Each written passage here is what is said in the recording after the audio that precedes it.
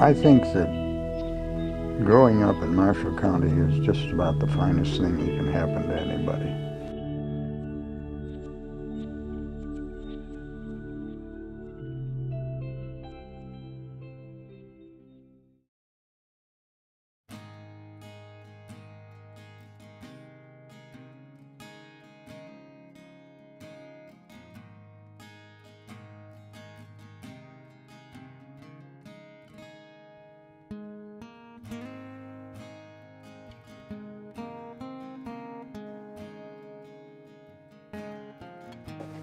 Well, I was the luckiest guy you ever saw.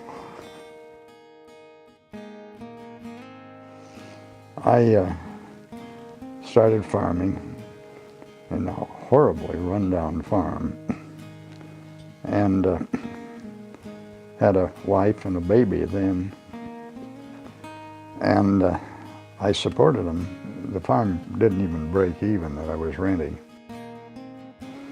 So I sold fertilizer, and I particularly would go to the sale, and farming was really pretty affluent then. They were making pretty good money, and didn't want to fool with the animals that had an abscess in his jaw, or all of them had bad feet, and all these various things that were wrong with them. But I'd buy them, and I'd be, well, as the veterinarian said to me, said, I only pulled one calf for you because you watched. I couldn't afford him, but I could afford him once to see how he did it. When they'd run the cattle, the odd cattle, into the arena, there's a little sweetheart, the auctioneer would, and he'd look for me. And I'd get them cheap, just really cheap, and take them home, and most of them I pulled through. A few of them died. But it really made it quite a good income, because pretty soon I'd get a bunch of them together and feed them out and sell them. And that's how I sustained my family until the farm began to make money.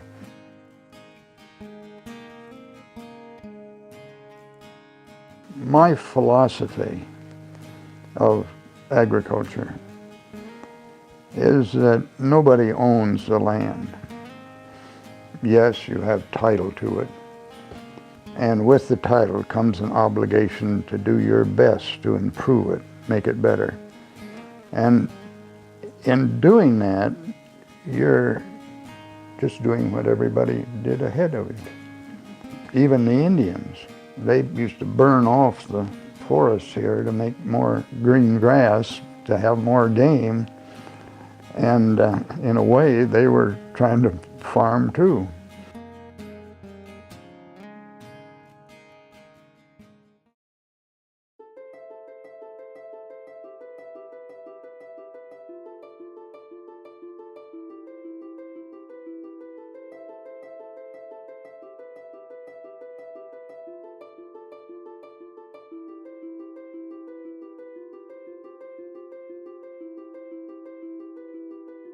One night, Earl Butts, who was Secretary of Agriculture, asked me out to dinner. I said, gods, here I am in this pipsqueak position. Why is he asking me out to dinner? And we had dinner, and I'd known him. He's from Indiana, and he's a brilliant man. And about 3 days later, the phone rang, and he said, this isn't the way to do it, but I want you to come over here to the Department of Agriculture and head up rural development. So I'd have to get somebody to look after the farm and go to Washington, and it was a good experience, but totally exhausting. I was just absolutely dead tired when I came in.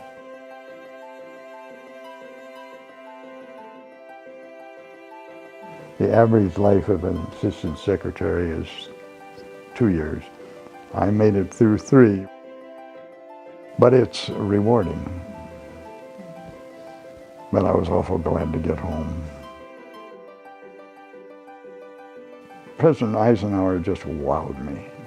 He was so warm, so cordial, so interested. And he showed particular interest in this pipsqueak kid. It was a fun time. Well, I got brainwashed because I wasn't on the original board, my wife was. And she was excited about it.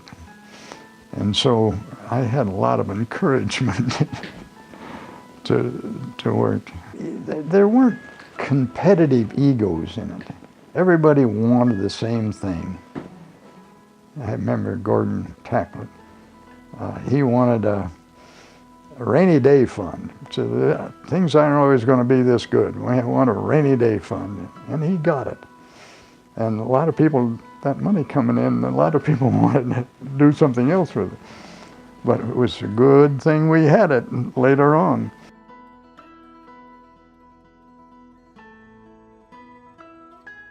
I'll always remember Captain Pippinger. Captain Pippinger was a former destroyer captain, and he was in the habit of promptness and having his orders followed and so on, but he was just the most agreeable, pleasant guy. Cecil Burkett, Dr. Burkett from Ringman, just a wonderful man.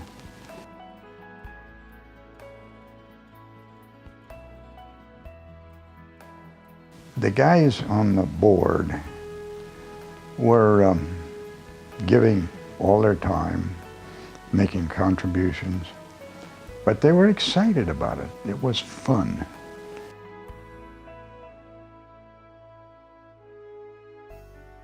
And it was just a pleasure to work with him. It was a pleasure. Dave Gibson, it was just, they were all just, well, it was, in some ways it was, kind of reminded you of college where you had your groups that you did things together.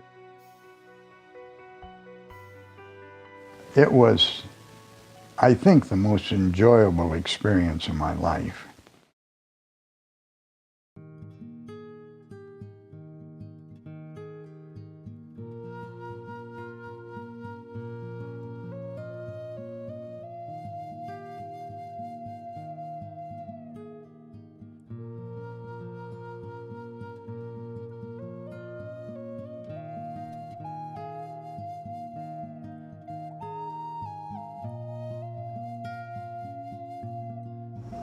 Now this is all glacial, and these holes are what they call glacial kettles, and that's where the glacier, when it came down, the same glacier that made this, made Lake Maxinkuckee, and they left big chunks of ice.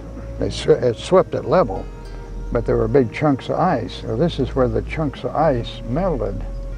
And they look like valleys, but some of them don't even have outlets. This one is a perfect amphitheater. And I was told by any number of people that the Indians had their powwows down in here. Now the first map of Marshall County, and the map is in the surveyor's office, shows an Indian trail going right down through there, and that's recorded on the book. I had to really hunt to find that.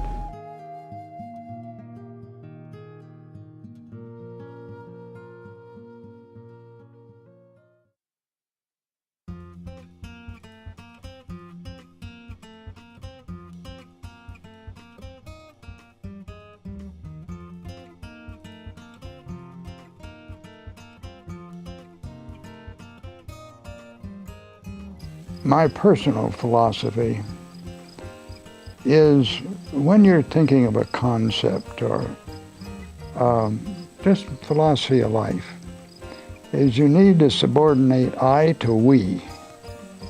That what I want is important, it's valid, but what we want is always more important.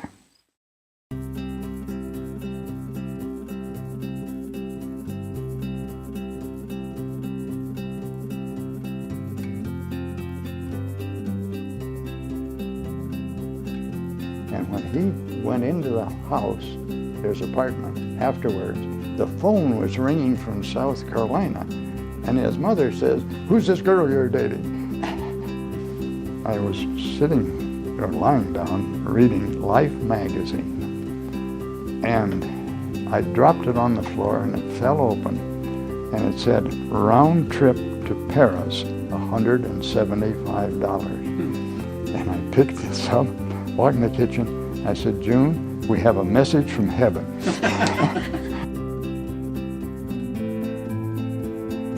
So when we went in to meet him, "Well, how are you?" The one guy I knew in the morning. And it was just this phenomenal, darn fool luck.